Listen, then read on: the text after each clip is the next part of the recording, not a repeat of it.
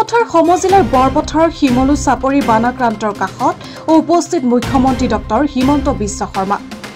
বানাক্ৰান্তৰ স্বাস্থ্য অভাৱ অভিযোগৰ লগতে সমস্যাৰ বুজ ললে মুখ্যমন্ত্ৰীগৰাকীয়ে। আশ্ৰয় শিবিৰত থকা কণ কণ শিশুসকলৰ লগত খন্তেক কেৰম খেলিল মুখ্যমন্ত্ৰীয়ে।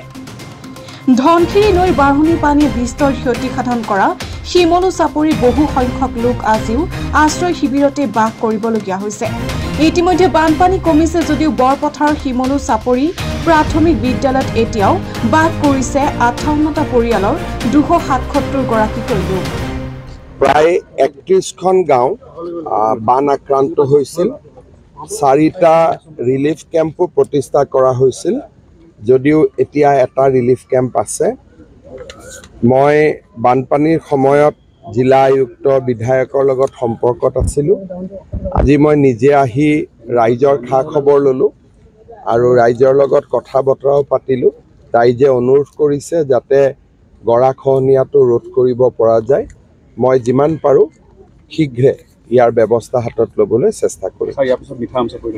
ইয়াৰ পিছত মিঠাম চাপৰিত যাম, তাতো যিখিনি জেগাত ক্ষতিগ্ৰস্ত হৈছে পৰিদৰ্শন কৰিম। বান শেষ হোৱাৰ পাছত এতিয়া পৰিৱেশটো অতি স্পৰ্শকাতৰ।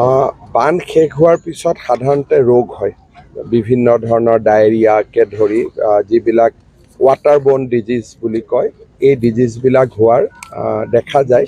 কিন্তু ডক্টৰসকলৰ লগত কথা পাতিছোঁ, তেওঁলোকে কৈছে পৰিস্থিতি নিয়ন্ত্ৰণত আছে। গৰ্ভৱতী মহিলাসকলক হস্পিটেললৈ পঠোৱা হৈছে। এই মুহূৰ্তত চিন্তাৰ বিশেষ কোনো কাৰণ নাই।